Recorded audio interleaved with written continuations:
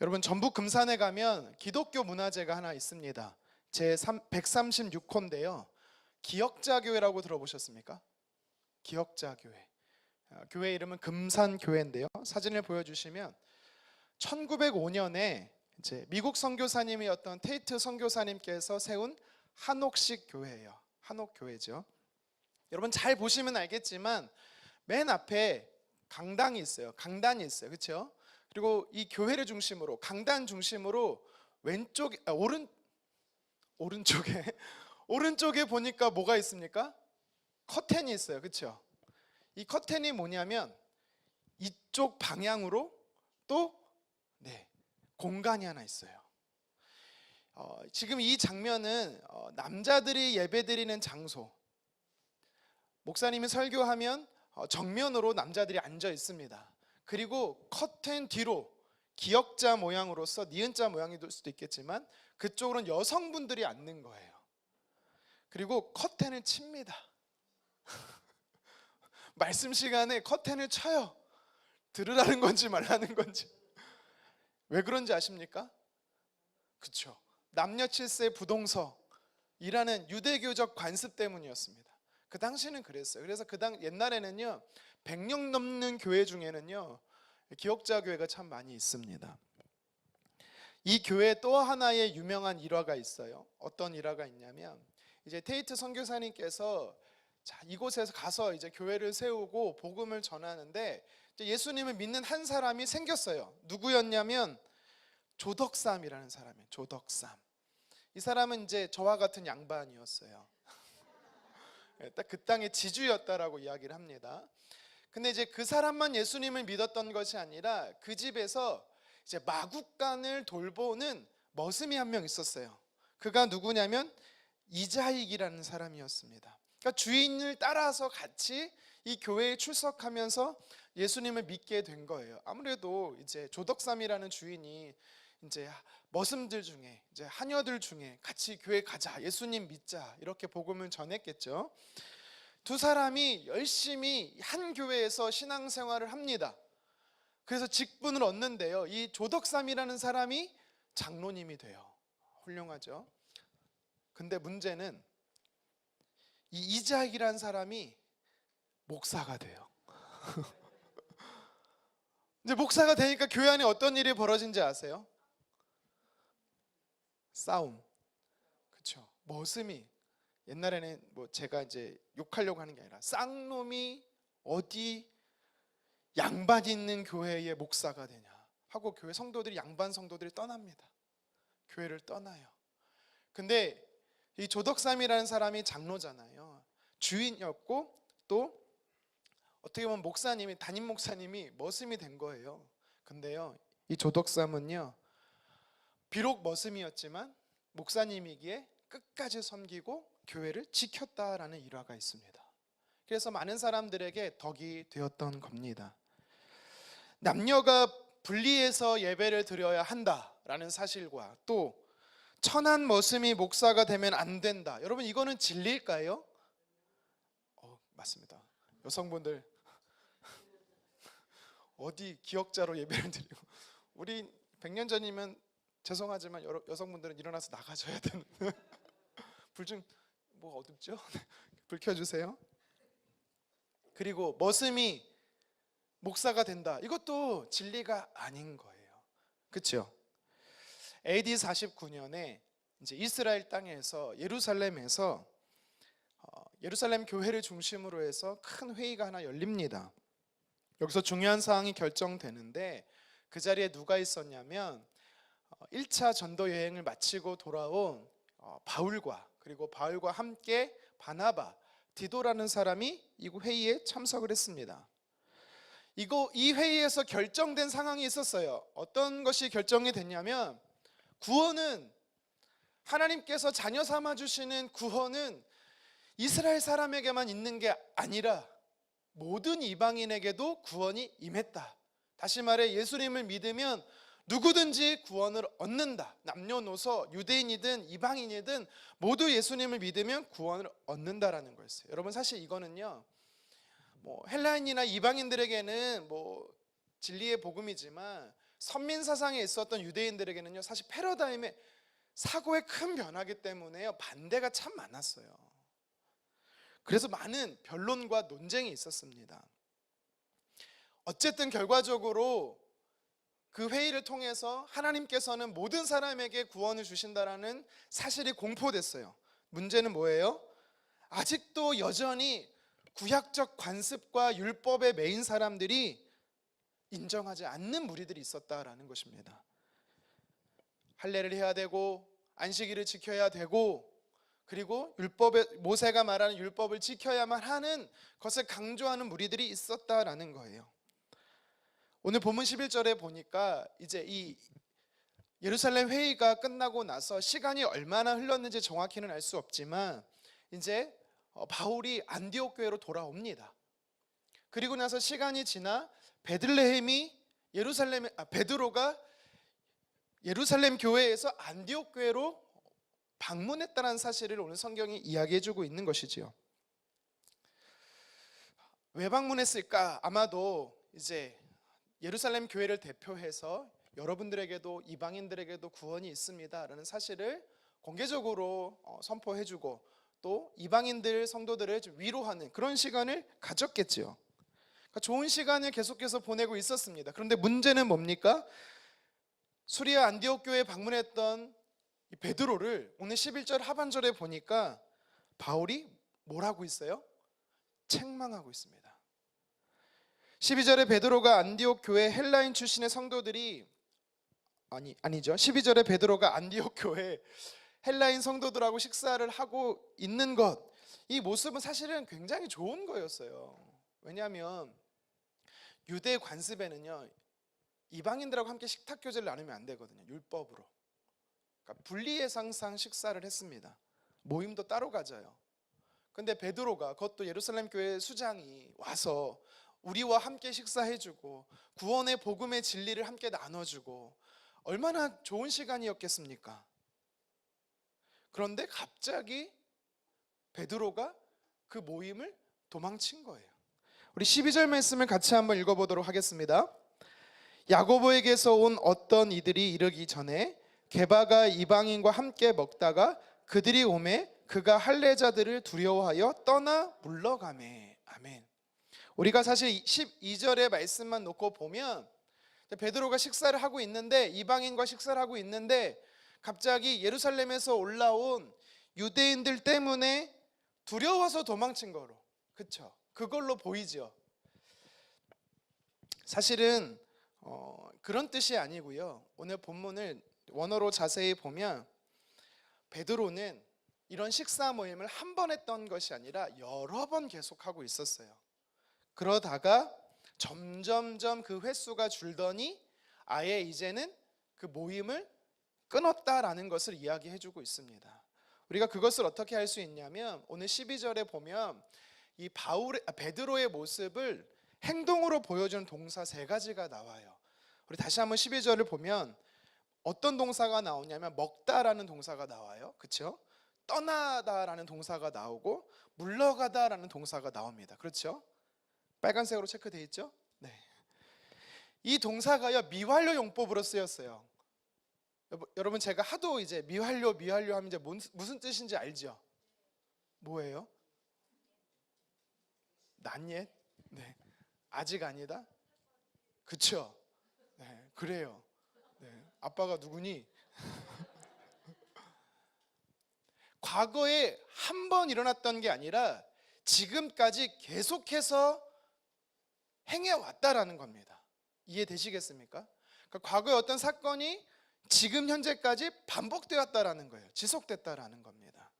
이것을 보면서 알 수 있는 사실은 뭐냐면 한 번 식사했다라는 게 아니라 여러 번 계속 유대 출신의 베드로는 헬라 출신의 이방 사람들과 여러 차례 반복적으로 식탁 교제를 했다라는 거예요. 저는 이것을 그래서 제가 추측하는 겁니다. 성경학자들이 말하는 게 아니라 계속해서 말씀을 나눌 때 식사 교제를 했다라고 저는 생각을 들어요.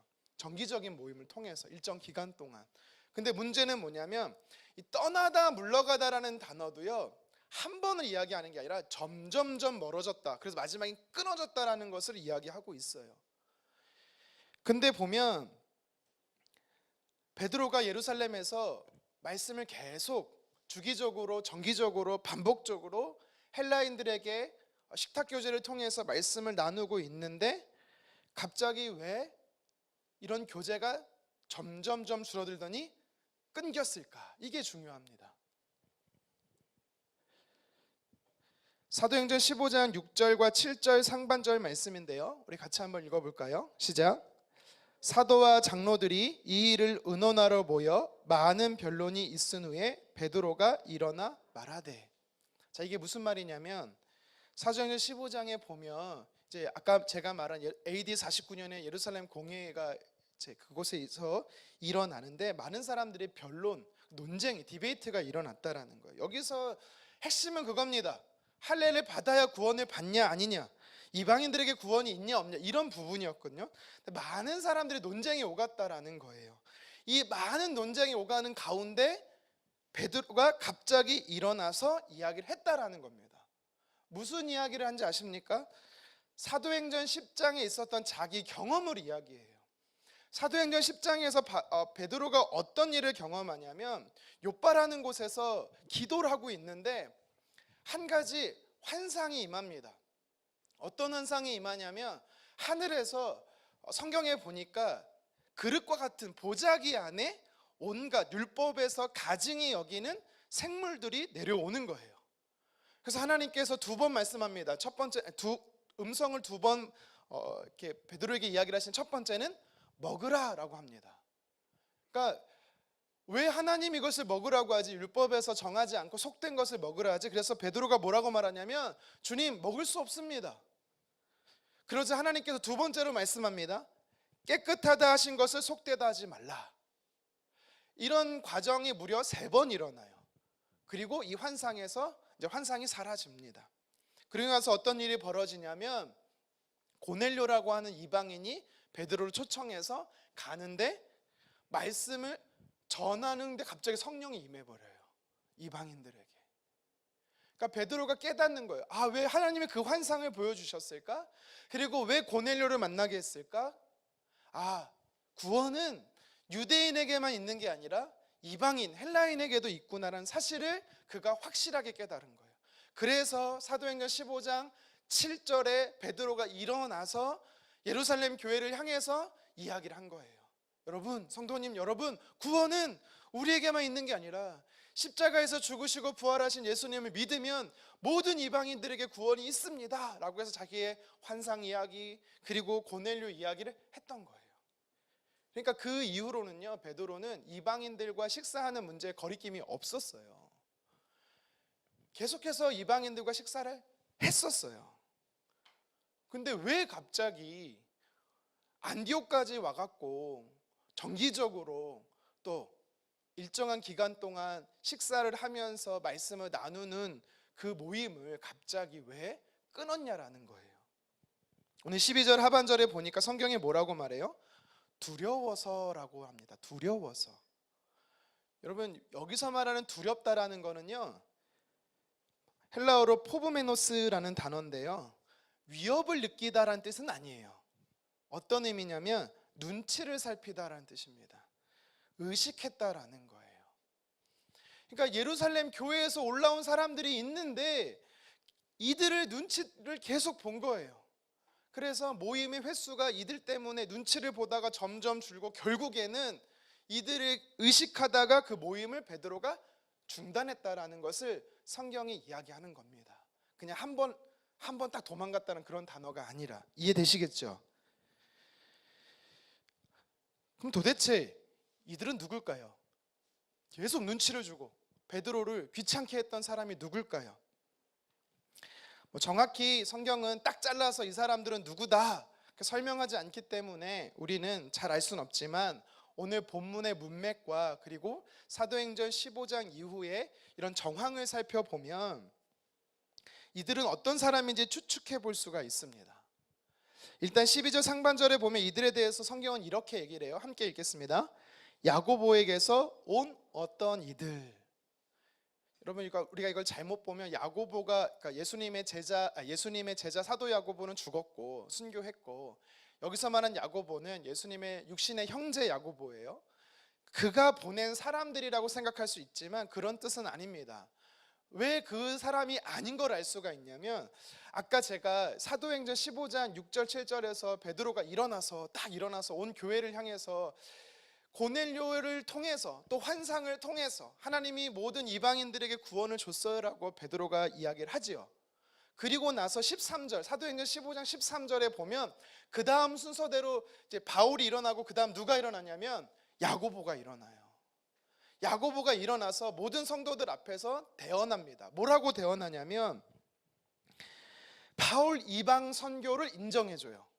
그리고 이방인 개종자들, 할례받지 않은 사람들, 그들에게도 예수님을 믿으면 구원이 임한다라는 걸 공식적으로 선포를 합니다. 누가 하냐면 야고보가 했어요. 야고보도 그 당시 초대교회의 지도자 중에 한 명이었거든요.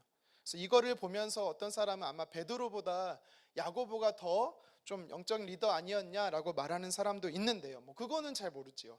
어쨌든 중요한 것은 이 예루살렘 공회의 전체 마무리를 누가 공포하냐면 야고보가 있다라는 거예요. 그러니까 야고보도 뭘 주장해요? 유대인들에게만 구원이 있는 게 아니라 이방인들에게도 구원이 있다라는 사실을 그도 역시 바울처럼 베드로처럼 바나바처럼 그도 인정했다라는 겁니다. 그렇기 때문에 야고보가 보낸 사람이라고 생각해서는 안 돼요. 그럼 이들은 누구냐?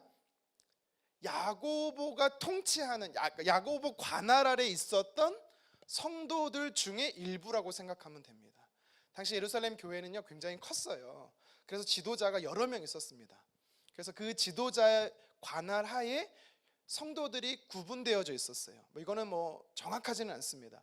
근데 우리가 알 수 있는 사실은 야고보가 지도하던 가르치던 성도들 중에 구원은 오직 유대인들에게만 있다라고 생각했던 우월주의에 빠져 있었던 사람들이었음을 알 수 있는 겁니다. 그래서 이 사람들의 특징은 뭐예요? 공의회 발표를 반대한 거예요. 그래서 이들은요 사도들이 가는 데를 쫓아다니면서 아니라고, 예수님만 믿으면 구원 얻는 것 아니라고, 뭐 이 정도까지는 아니더라도 뭐라고 주장하냐면 베드로에게 계속해서 베드로와 계속 논쟁하는 거예요. 너는 유대인 아니냐?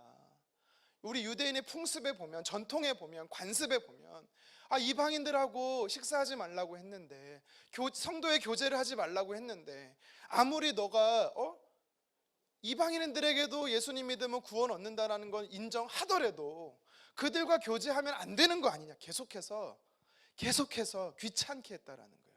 이 두렵게 하다라는 뜻은요 그런 의도가 있습니다. 그러니까 바울은요 피곤한 거예요. 힘들어서 피곤한 게 아니라 사역을 감당해야 되는데, 말씀을 가르치고 헬라인들과 교제를 하면서 복음을 계속해서 그 진리의 말씀을 전하며 그들을 믿음으로 성장시켜야 되는데, 계속해서 쫓아다니면서 힘들게 하는 사람들, 논쟁하자, 디베이트하자, 토론하자, 무엇이 맞는지 한번, 누가 맞는지 한번 싸워보자, 계속해서 귀찮게 하는 이들 때문에 결국에는 어떻게 하냐? 참다 결국 눈치를 보고 중단했다라는 거예요. 이해되시겠습니까? 그러니까 이걸 보면서 베드로를 향해 바울이 베드로를 책망한 것입니다. 사실 저는요 이 말씀을 이렇게 묵상해 보면서 베드로가 좀 이해가 돼요. 굳이 베드로가 책망받을 것은 아닌데라는 생각이 듭니다. 왜냐하면요 여러분 잘 생각해 보세요. 촉이 빠른 사람, 저는 좀 눈치가 좀 없는 편이긴 한데요, 눈치가 빠른 사람들이 있어요. 그렇죠? 그래서 저 사람이 하는 말도 안 했는데 표정만 보고도 딱 감지하는 사람들이 있어요. 그렇죠? 근데 대부분 저 같은 사람들은 말해도 잘 몰라요. 근데 보통은요, 나 너에게 좀 눈치 주고 있어, 똑바로 해, 잘해, 이런 말을 들어야 대부분 어떻게 반응하죠. 그렇지 않습니까? 상대방이 불편하게 했기 때문에 눈치를 보는 거예요. 베드로도 똑같습니다. 베드로도 지금 계속해서 눈치를 주니까 의식하게 되는 거고, 그 자리가 불편해서 그 자리를 피하는 거예요. 헬라인 성도들하고 모여서 말씀을 나누면 그 자리에 예루살렘 교회에서 와갖고 막 깽판 놓는 사람들 얼마나 불편해요. 그냥 귀찮기도 하고 힘들기도 하고 피곤하기도 하고 소모적인 논쟁에 너무 많은 시간을 뺏기니까 베드로가 그 모임을 중단한 거거든요. 그래서 저는요, 어떻게 생각하냐면 이 바울의 책망은 좀 너무하지 않나라는 생각이 듭니다. 여러분, 근데요, 문제가 뭔지 알아요? 두 가지가 있었어요. 첫 번째는 왜 바울이 베드로를 책망했냐면 두 가지 이유였습니다. 하나는요, 그들의 예루살렘 교회에서 온 성도들, 어쩌면 그들도 예루살렘 교회 성도들일 수 있잖아요. 그들의 잘못을요, 베드로가 고쳐주지 않았기 때문이에요. 근데 이것만이 문제가 아니라 그거 잘못된 거를 잘못됐다라고 말하지 않으니까 어떤 일이 일어난지 아세요? 13절도 읽어볼까요? 본문 13절 같이 한번 읽겠습니다. 남은 유대인들도 그와 같이 외식함으로 바나바도 그들의 외식에 유혹되었느니라. 아멘. 이게 무슨 말입니까? 남은 유대인들이 누구예요? 여기서 말한 남은 유대인, 안디옥 교회에 있었던 헬라인 출신의 성도들 말고 유대인 출신의 성도들도 예루살렘에서 온 성도들 때문에 그들도요, 의식이 바뀌고 있었다라는 거예요. 헬라 성도와 함께 식탁 교제 나누고 함께 성경 공부하고 하나님 말씀을 나누던 걸 중단했다라는 겁니다. 심지어 누구도 그랬다고요? 바나바도. 바나바는 어떤 사람이에요? 바울과 함께 1차 전도행을 가서 이 터키 남부 지역이었던 갈라디아 지역의 이방인들에게 복음을 전했던 사람들이거든요. 바나바는 또 어떤 사람이에요? 예루살렘에 가서 하나님께서 구원을 유대인뿐만 아니라 이방인들에게 주었다라는 것을 간증했던 사람 중에 하나가 바로 바나바거든요. 근데 그도요, 원래는 유대인이거든요, 그 사람도. 그러다 보니까 베드로가 그들을 멈추라고 말하지 않으니까 베드로에게서만 끝난 게 아니라 안디옥 교회에 있는 유대인 출신 성도들에게도 악영향이 계속 갔다라는 사실입니다. 이 두 가지 이유 때문에 바울이 오늘 베드로를 책망했던 겁니다. 베드로를 봐라. 야, 베드로도 멈췄어. 베드로도 헬라 성도와 교제하는 걸 끊었어. 야, 바나바 너 지금 뭐 하고 있는 거야? 유대인 출신의 성도들 향해서 아니 지금 초대교회 수장도 저러고 있는데 너네는 지금 뭐 하고 있는 거야? 너네도 끊어버려야지 해서 안디옥 교회도 끊어버렸다라는 거예요. 성도들 안에도. 그러니까 우리가 지금 갈라디아를 보고 있어요, 여러분. 그렇죠? 갈라디아 교회 성도들의 문제점을, 그러니까 이것을 통해서 우리가 무엇을 알 수 있냐면 갈라디아 지역의 성도들이 가지고 있었던 문제 뭐예요? 복음의 진리를 희석되고 있다는 거. 거짓 복음, 거짓 증거. 다시 말해 율법을 지켜야, 할례를 받아야, 안식일을 지켜야 구원을 얻는다라는 사실의 문제가 갈라디아에만 있었던 게 아니라 안디옥 교회도 있었다라는 것을 우리가 추측해 볼 수 있다라는 사실입니다. 그래서 바울은요, 베드로가 싫어서, 베드로가 잘못해서가 아니라 베드로뿐만 아니라 바나바뿐만 아니라, 바나바는 안디옥 교회 리더였거든요. 바나바뿐만 아니라 안디옥 교회에 있던 유대 출신의 성도들, 이게 보니까 이 안디옥 교회가 문제가 되는 거예요. 그래서 교회의 건강성을 위해서 공개적으로 성도들을 향해서 그리고 베드로에게 책망했던 것입니다. 베드로가 싫어서가 아니고요. 자, 14절 상반절 같이 한번 읽어보도록 하겠습니다. 그러므로 나는 그들이 복음의 진리를 따라 바르게 행하지 아니함을 보고. 지금 바울은요, 베드로뿐만 아니라 바나바 그리고 안디옥에 있었던 많은 성도들이 복음의 진리에서 행하지 않았기 때문에 책망했다라는 것을 이야기하는 것입니다. 여러분 오해하지 마십시오. 베드로를 책망했다고 해서 바울이 베드로보다 영적으로 또 우월하다거나 행위적으로 우월하다거나 상대적으로 높은 위치에 있었다라는 것을 이야기하는 게 아닙니다. 교회의 건강성을 위해서 진리에서 멀어져 가고 있는 성도들을 바로 잡아주기 위해서 권면했다, 책망했다라는 것을 이야기하고 있습니다. 오늘 이 스토리가 우리에게 주는 영적인 원리가 있어요. 두 가지입니다. 진리 안에서 진리를 따르는 교회가 되기 위해서, 성도가 되기 위해서 오늘 바울이 우리에게 주는 영적 원리 두 가지가 있어요. 첫 번째가 뭐냐면 거짓 진리를 용인하지 말라라는 겁니다. 거짓 진리를 용인하지 말라. 바울은 교회 안에 성도의 관계나 또 섬기는 모습을 통해서 복음의 진리에서 멀어지면 그것이 잘못된 것을 잘못됐다고 이야기하라라고 이야기하는 것입니다. 그 대상이 안디옥 교회 리더인 바나바라 할지라도, 그 대상이 예루살렘 교회의 수장인 리더인 베드로라 할지라도 가감없이 잘못됐음을 이야기하라라는 거예요. 여러분, 우리가 진리에서 멀어지는 사람이 있습니까? 그 사람이 순장이든 그 사람이 선교의 임원이든 아니면 그 사람이 저와 같은 목회자라고 하든 중요한 것은 뭐예요?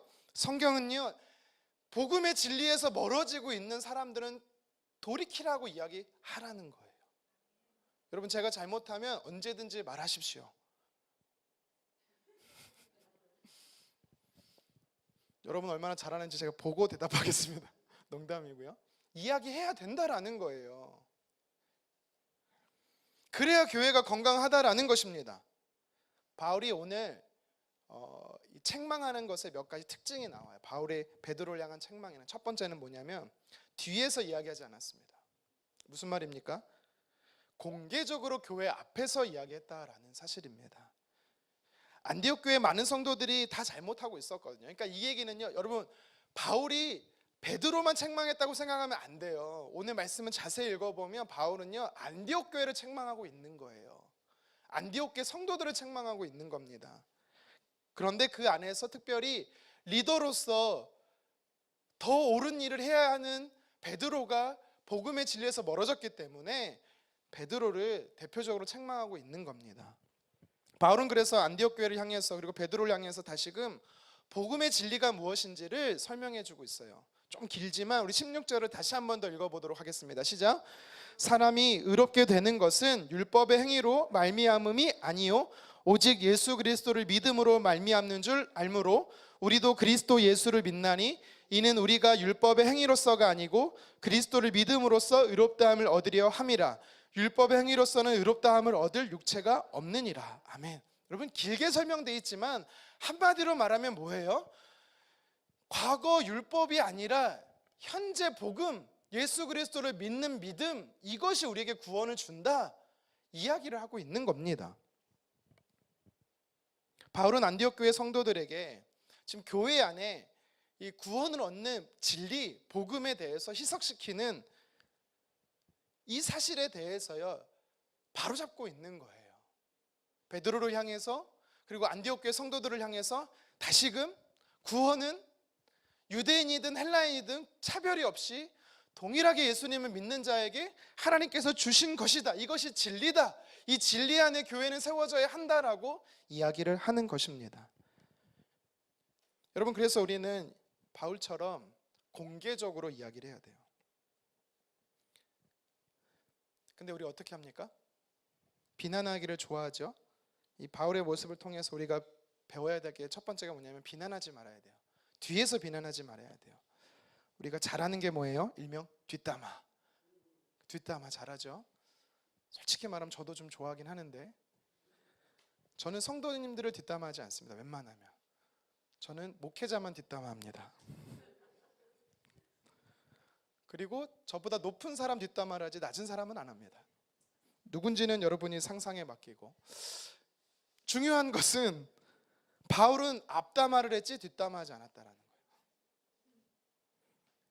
여러분, 사실 뒷담화는 재밌어요. 쉽고 재밌어요. 그죠? 카더라가 되게 이 카더라는요 진리와 상관이 없어요.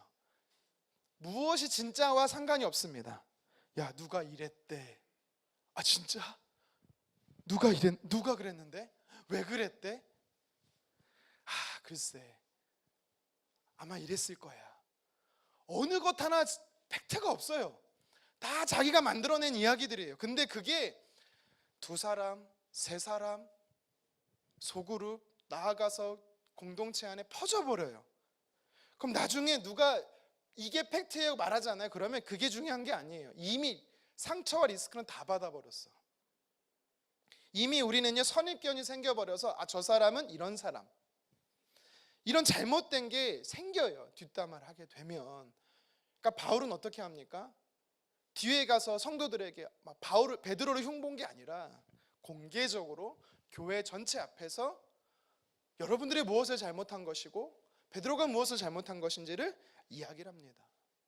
여러분, 그리고 이 바울의 모습을 통해서 우리가 두 번째 배워야 할 게 뭔지 아세요? 첫 번째는 비난하지 말고, 그러니까 뒤에서 비난하지 말고, 두 번째는 뭐냐면 감정적으로 전달하지 않았어요. 이게 무슨 말이냐면 기계적으로 그러면 말하라 이런 뜻이 아니라, 여러분 오늘 말씀은 나중에 돌아가서 한번 더 자세히 계속 보십시오. 여러분 사실은요 바울의 감정이 여기 드러나지 않아요.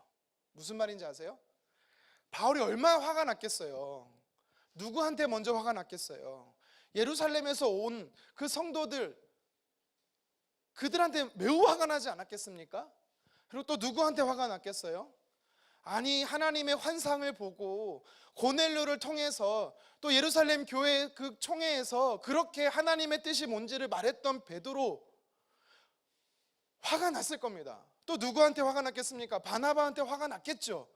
자기랑 그렇게 2년 6개월 동안 3년 동안 그렇게 복음을 전하면서 생과 사를 함께 동고동락하면서 이방인들에게 복음을 전했던, 이방인들에게 구원이 있다라고 그렇게 목 터져라고 외쳤던 바나바가 왜 이렇게 변했지? 화가 안 났겠습니까? 화 났습니다. 성경에는 나오진 않지만 안디옥 교회에 있는 유대인 출신의 성도들한테 화 났을 겁니다. 그런데 보십시오, 바울은요 자신의 감정을 이야기하지 않습니다. 내가 보니까 베드로는 절대 리더가 되면 안 돼. 베드로는 사도도 아니야. 이런 말이 하나도 없습니다. 무슨 말이에요? 자기의 상한 감정으로 그 상황을 얘기하지 않았다라는 겁니다. 진리에서 멀어진 사실만 이야기했다라는 거예요. 근데 우리는 어떻게 합니까? 내가 상처를 이렇게 받아하고 일단 더 상처를 줘야 돼. 뒤에서 없는 얘기 있는 얘기 더 만들어내죠. 여러분 이게 문제예요. 이게 문제예요. 교회 안에 이게 문제입니다. 바울은요 그런 감정이 들었을지라도 오늘 어떻게 합니까? 감정을 멈추고 그가 무엇이 잘못됐는지 사실에만, 팩트에만 집중하고 공개적으로 이야기하는 거예요. 바울이 감정이 없었겠어요? 상한 감정이 없었겠습니까? 있었어요. 그런데 왜 그렇게 했을까? 바울의 목적은 명확했어요. 뭐예요? 교회의 건강성이에요. 싸우려고 한 게 아닙니다. 잘못된 것을 돌이키게 하고 싶은 변화였던 거예요. 복음의 진리 안에서 멀어진 베드로, 바나바, 안디옥 교회 성도들을 변화시키고 싶었던 거예요. 공개적으로. 그래서 공론화했던 것입니다. 오늘 성경은 말하진 않지만 바울이 힘들었을 거예요. 왜 힘들었냐면 바울은요 먼저 자기 자신을 돌아보았기 때문에 힘들었을 거예요. 누가복음 6장 42절, 예수님께서요 우리에게 이렇게 말씀하셨습니다. 우리 같이 한번 읽어볼까요? 너는 내 눈 속에 있는 들보를 보지 못하면서 어찌하여 형제에게 말하기를 형제여 나로 내 눈 속에 있는 티를 빼게 하라 할 수 있느냐? 외식하는 자여 먼저 내 눈 속에서 들보를 빼라. 그 후에야 내가 밝히 보고 형제의 눈 속에 있는 티를 빼리라. 아멘. 이게 무슨 말입니까? 누군가에게 잘못된 모습이 보이며 특별히 진리 안에서 멀어져 있는 사실을 보면 예수님 뭐라고 말씀하셨어요? 먼저 내가 그 진리 안에서 멀어져 있는 모습이 있는지를 살피라는 겁니다. 그리고 사실 누군가에게 작은 문제를 너무 크게 보는 문제가 있어요, 우리는. 근데 실제적으로는 뭐예요? 성경은 들보. 들보가 뭐예요? 엄청 큰 대들보라고 표현하잖아요. 큰 게 내 안에 있다라는 거예요. 그러니까 그거를 먼저 보고 내가 진리에서 멀어져 있는지를 살피고 누군가에게 이야기를 하라라는 겁니다. 그러지 않으면 싸움이 일어나기 때문이죠. 그러니까 바울도 이 예수님의 가르침을 몰랐을까요? 압니다. 알기 때문에 어떻게 해요? 늘 자신의 모습을 점검하는 거죠. 그래서 힘든 거예요. 혹여라도 나도 베드로처럼 아니면 바나바처럼 비본질적인 복음의 진리에서 멀어진 대로 내가 말하고 살고 있진 않나? 그걸 먼저 그도 점검했던 거예요. 그랬기 때문에 처음부터 베드로를 책망한 게 아니라 나중에 책망하게 된 거예요. 근데 우리는 어떻습니까? 항상 관대하죠. 뭐에 관대합니까? 나의 대들보에는 관대해요. 하지만 어디에 인색해요? 상대방의 티끌에는 인색해요. 참 이상하죠? 저희 집에 지난주에 제가 그 주일날 저희 막내 얘기를 했잖아요. 10조녀라고. 그러니까 우리 성도님들이 저희 아이를 보고 계속 10조녀 해서 애가 마음이 상했나 봐요. 집에 와서 아빠 이제 그만 얘기하세요. 그래서 이제 타협을 좀 봤어요. 어떻게 타협 봤냐면 이제는 그러면 셋 중에 하나라고만 얘기할게. 누구라고 얘기 안 하고. 제가 말씀을 막 준비하다가 묵상하다 말씀을 준비하다가 주로 이제 컴퓨터 앞에 있다 보니까 이제 막 검색하다가 제가 여러분 뭐 아신 분도 있고 모르신 분도 있지만 제가 사실 20대 초반 때 좀 방황을 좀 많이 했었거든요. 제가 뭐 그렇게 안 보이지만 저도 살짝 방황을 좀 많이 했어요. 어느 정도로 방황했냐? PC방에 2박 3일 동안 있어 봤습니다. 2박 3일 동안 있으면 페인이 되거든요. 그 정도로 제가 사실은 이제 방황을 많이 한 적이 있는데 그때 제가 게임을 뭘 했었냐면 여러분 스타크래프트라고 혹시 아시나요? 별들의 전쟁이라는 거. 지금 알면 오래된 사람들이에요. 저처럼. 요새 모르세요? 할 줄 아는데 모른다. 네. 자, 요즘 청년들은 잘 모르더라고요. 근데 이제 유튜브의 영상에 이제 뭐라 그러죠? 알고리즘가 아니라 알고리즘에 이제 게임 영상이 있더라고요. 제가 좀 잠시 쉴 겸 틀었어요. 근데 그걸 하필 우리 자녀 중에 한 명 누구라고 말하지 말라 해서 안 합니다. 제일 어린 친구가 와서 보더니 아빠 뭐 하세요? 갑자기 튀어나가면서 이럽니다. 엄마 아빠 오락해. 와, 그 순간 제가 죄인 된 것 같더라고요. 그래서 그냥 봐도 되는데 꺼버렸어요. 찔렸나 봐요. 굉장히 찔렸나 봐요. 제가 읽어보면서 깨닫는 게 뭐냐면 이게 아이들 앞에서는 물도 함부로 못 마신다고. 사실 아이들한테 너 똑바로 해, 잘해.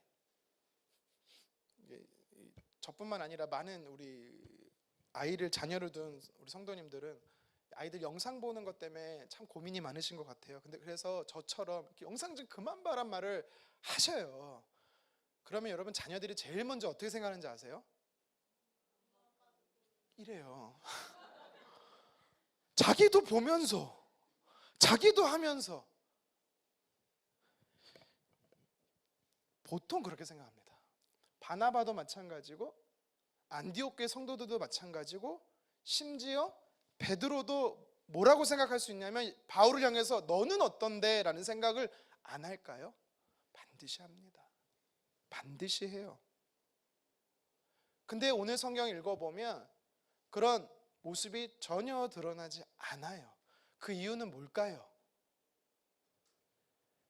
저는 사실 오늘 성경이 이 얘기를 안 하기 때문에 사실은 뭐 추측만 해볼 수 있는 거지만 저는 바울이 끊임없이 이 문제 때문에 기도하고 자기의 삶은 점검하고 먼저 내가 진리 안에서 복음의 진리 안에서 살아내고 나서 그리고 안디옥 교회를 향해서 이야기했다라고 저는 생각을 합니다. 여러분 우리도 그래야 됩니다. 우리도 사실 여러분 누군가에 대해서 비난할 때는요 사실 앞에서 이야기해야 되고 그 다음에 내가 상처받은 거를 포장해서 얘기할 필요도 없고 그냥 팩트를 얘기하면 되는 거예요.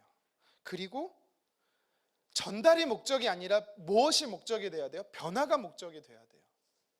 그렇기 때문에 우리는요 그가 상처받지 않도록 우리는요 말도 잘해야 되고 그리고 어떻게 해야 돼요?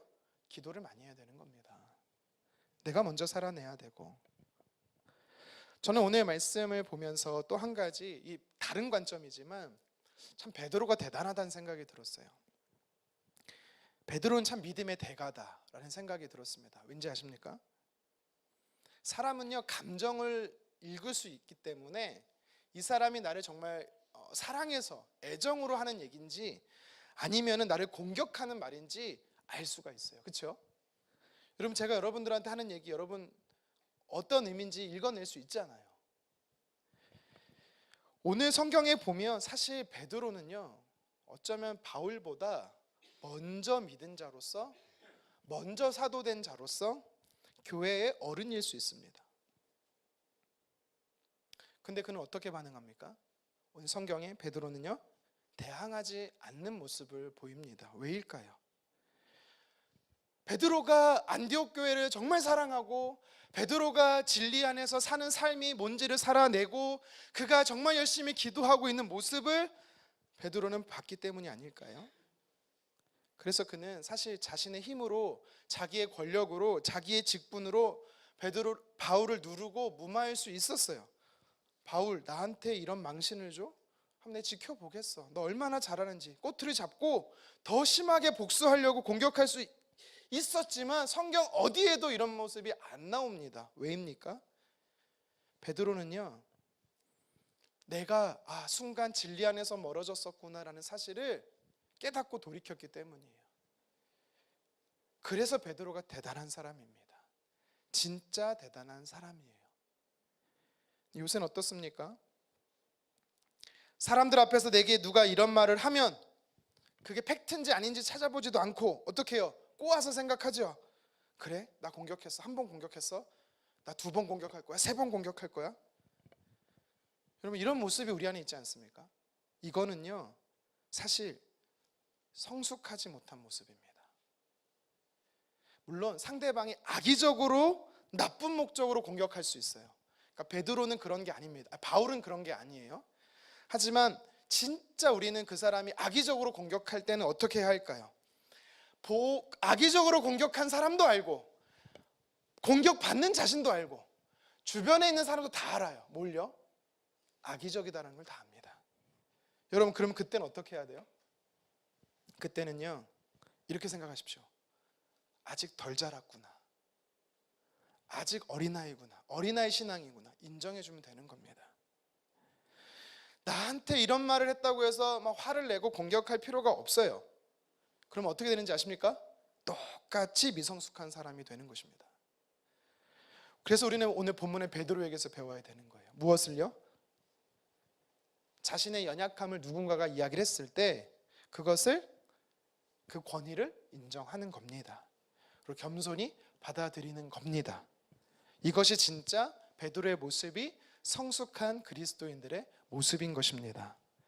물론 잘못 안 하는 것도 중요하지만 여러분, 잘못 안 하는 것은 어려워요.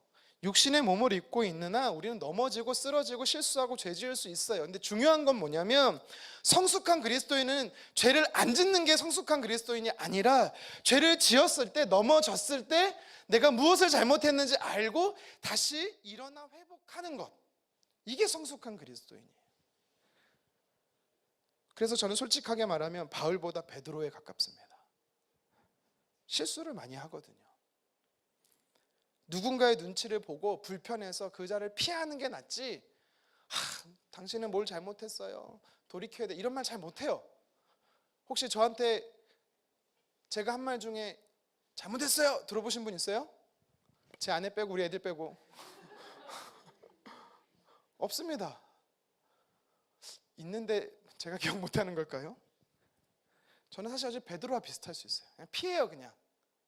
근데 그게 오늘 성경에 보니까 건강하지 못하다라는 것을 바울이 이야기하고 있습니다. 여러분, 공격한 말이라면 싸울 게 아니라 어떻게 해야 됩니까? 그냥 그런 영적인 낮은 사람이구나 인정하고 그를 위해 기도하십시오. 그가 돌아오기를, 하나님 앞에 바로 서기를 기도하십시오. 이게 바로 진리를 따르기 위해서 거짓 진리를 용인하지 않는 방법인 것이죠. 오늘 또 성경은요, 바울을 통해서 우리에게 말씀합니다. 우리가 진리 안에 살아가기 위해서 어떻게 해야 하는가? 예수로 살라라고 이야기를 합니다. 예수로 살라. 바울은 베드로뿐만 아니라 안디옥 교회 성도들을 향해, 그리고 당시의 독자였던 갈라디아 성도를 향해, 그리고 오늘의 독자인 저와 여러분들을 향해 무엇을 이야기하고 있습니까? 신앙생활에서 비본질적인 것에 현혹되지 않으려면, 복음의 진리 안에 살아가려면 어떻게 살아야 한다고요? 예수로 살아야 한다고요. 여러분, 예수로 사는 인생이 뭘까요? 오늘 20절을 가지고 두 가지를 살펴봤으면 좋겠어요. 바울은 이렇게 얘기합니다. 첫 번째로 십자가에서 죽으라고 합니다. 십자가에서 죽으라. 우리 20절 상반절 같이 한번 읽어보겠습니다. 내가 그리스도와 함께 십자가에 못 박혔나니 그런즉 이제는 내가 사는 것이 아니요 오직 내 안에 그리스도께서 사시는 것이라. 아멘. 바울이 뭐라고 말하고 있습니까? 십자가에 내가 죽었다라는 겁니다. 여러분, 죽은 사람은요 상처받지 않아요. 여러분, 죽은 사람은 싸우지 않아요. 죽은 사람은요 움직이지 않아요. 반응하지 않아요. 자, 여기서 십자가에 못 박는다는 말은 무슨 말입니까? 진짜 말 그대로 나를 십자가에 못 박으라는 뜻이 아니죠. 육체의 소욕, 옛 자아, 옛사람 자아를요 십자가에 못 박으라는 것입니다. 바울은 예수님을 믿고 나서 자신의 자아, 자신의 옛 습관에 따라 살지 않고 자기가 가지고 있었던 모든 자아를요 십자가에 못 박고 배설물로 여깁니다. 그리고 그는 무엇을 자랑합니까? 예수님의 십자가만을 자랑합니다. 이것이 바로 십자가에 자신을 못 박았던 것입니다. 그가 자랑했던 것은 자기의 경력, 이력, 자신의 모든 것을 자랑한 것이 아니라 오직 예수님만을 자랑했다라는 거예요. 문제는 우리 옛자, 옛습관이 아직도 여전히 남아있으면 어떻게 합니까? 누가 조금 칭찬해주면 막 우쭐대요. 내가 막 엄청 위대한 사람이지 생각합니다. 반대로 누가 나에게 좀 속상한 말 한마디를 하면 그것 때문에 상처 엄청 받습니다. 이 사람의 특징이 뭐예요? 아직 십자가에 안 죽었다라는 겁니다. 옛 자아가 살아나서 여전히 옛날 모습으로 살아가고 있다라는 거예요. 여러분, 우리는 바울처럼 저와 여러분들은 십자가에 못 박아야 되는 줄 믿습니다. 여러분, 그래서요 십자가에 못을 박을 때 우리는 진리 안에 살아갈 수가 있는 것입니다. 누가 알아주면 알아주는 대로, 알아주지 않으면 알아주지 않은 대로 상관없는 거예요. 왜요? 우린 이미 죽었거든요. 그래서 바울도 여전히 옛사람과 새사람이 갈등한다라고 말해요. 여전히 바울은요 성령의 소욕과 육체의 소욕으로 갈등한다라고 말해요. 그래서 그는 뭐라고 말합니까? 나는 날마다 죽는다. 날마다 십자가 앞에 내 옛 자아를 죽인다라고 이야기를 한 것입니다. 나를 드러내는 것이 아니라, 십자가에 나를 드러내는 것이 아니라 예수님만 드러낸다라는 것을 바울이 이야기하는 것입니다. 여러분, 우리가 십자가에 나를 못 박는 것은 더 구체적으로 이야기하면 십자가의 사건과 나를 연결하는 겁니다. 어떻게 해요? 예수님의 십자가의 골고다가 예수님이 가신 길이 아니라 내가 간 길로 우리는요 생각해야 되는 거죠. 십자가에 예수님만 달려있던 것이 아니라 사실 그 자리에 내가 달렸음을 우리는요 생각해야 되는 것입니다. 그럴 때 나의 고집과 교만과 원망과 불평은요 사라지는 것입니다. 그래서 진리를 따를 수가 있게 되는 겁니다. 이어서 오늘 성경에 보면은 진리를 따르기 위해서 예수로 살라 말하면서 두 번째로 바울이 무엇을 얘기하냐면 예수님을 위해 살라라고 이야기합니다. 예수님을 위해 살라. 십자가에 나를 죽이고 두 번째는 예수님을 위해 살라라는 것입니다. 우리 20절 하반절 같이 한번 읽어보도록 하겠습니다. 이제 내가 육체 가운데 사는 것은 나를 사랑하사 나를 위하여 자기 자신을 버리신 하나님의 아들을 믿는 믿음 안에 사는 것이라. 아멘.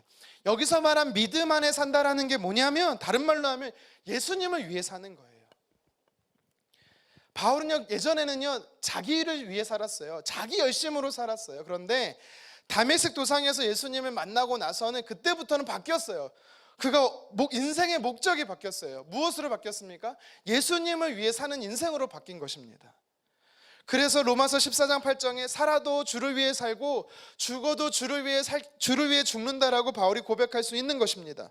여러분, 삶의 목적이 무엇입니까? 왜 학생들은 공부하고 왜 직장인들은 일하십니까? 돈을 벌기 위해, 좋은 직장 가기 위해. 좋습니다. 그럼 좋은 직장을 왜 갑니까? 좋은 집을 왜 얻고? 여러분, 결국에는요 우리가 누구를 위해서 무엇을 위해 사는지에 고민해야 됩니다. 바울은 무엇을 이야기합니까? 예수님 믿는 믿음 안에서 살라. 다시 말해 예수님을 위해서 살라라는 거예요. 인생의 목적이 예수님이 되어야 된다라는 사실입니다. 인생의 목적이 예수님이 된다라는 것은 더 정확히 말하면 예수님이 내 삶의 주인으로 모셔야 된다라는 것입니다. 여러분의 삶의 주인은 누구입니까? 무엇입니까? 물질 아닙니까? 내 자신 아닙니까? 예수님을 삶의 주인으로 모시며 살던 한 노부부가 있었어요. 가정 예배를 드리다가 기도 중에 하나님께서 두 사람에게 동일하게 하나님의 성령의 감동을 주시는 겁니다. 무엇이었냐면 십자가의 사랑을 나눠라.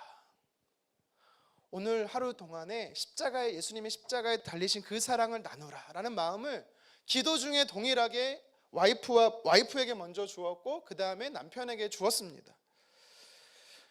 그래서 이 둘은요, 오늘 만나게 되는 사람이 있으면 예수님의 사랑을 나눠야겠다라고 결정하고 시간이 흘렀어요. 점심 때 한 식당에 보니까 한 중년 여성이 혼자 있는 걸 봤습니다. 그리고 아내가 이렇게 얘기하는 거예요. 우리 저 사람에게 예수님의 사랑을 나누자. 어떻게 나누면 좋을까? 그러다가 아이디어를 하는 가지를 내요. 어떤 아이디어를 내냐면 식사비를 우리가 대신 내주고 편지를 하나 써놓고 가자. 그래서 이제 이 노부부가 이렇게 편지를 남겨요. 예수님의 십자가의 사랑을 당신과 나누고 싶어 식비를 지불합니다. 하나님은 당신을 축복합니다. 영어로 God bless you라고 썼겠죠. 나중에 이 식당의 주인을 통해서 이 부부에게 어떤 일이 일어났는지에 대해서 이제 회신이 와요. 그 편지를 읽었던 그 중년의 여성이 한참에 그 편지를 보다가 눈물을 막 흘렸다라는 거예요. 그러더니 자기의 이제 가방에서 메모지를 하나 꺼내서 이렇게 메모지를 써놓고 누군지는 모르지만 이 사람 나에게 식비를 대신 지불해 준 사람에게 전달해 달라고 남기고 갔다라는 겁니다. 그 내용은 이렇습니다. 저는 오늘 죽으려고 했습니다. 심한 우울증으로 고생하다가 남편에게 버림받았습니다. 오랜 신앙생활을 했지만 하나님도 없고 교회도 믿지 못하겠습니다.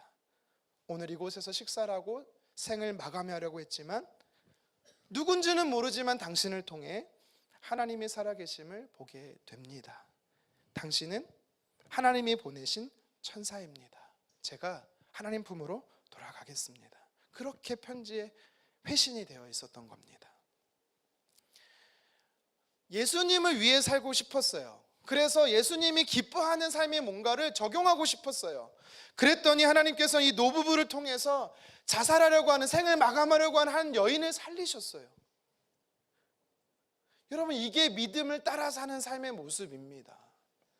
저와 여러분들도 예수님을 위해 살았으면 좋겠습니다. 예수님을 위해 산다는 것은 아주 특별한 사람들만, 아주 거창한 게 아닙니다. 그냥 오늘 하나님, 내가 하나님의 말씀에 어떤 걸 순종하면 될까요? 이 두 사람도 말씀에 순종한 거거든요. 성령이 주신 감동에 순종한 거거든요. 예배 안에 복음을 전하라는 하나님의 말씀이 들려졌고, 하나님 이것을 어떻게 전하면 될까요? 그랬더니 만나는 사람에게 십자가의 사랑을 전하라고 주신 감동에 따라 순종했더니 한 영혼을 살렸던 것입니다. 말씀을 정리하겠습니다.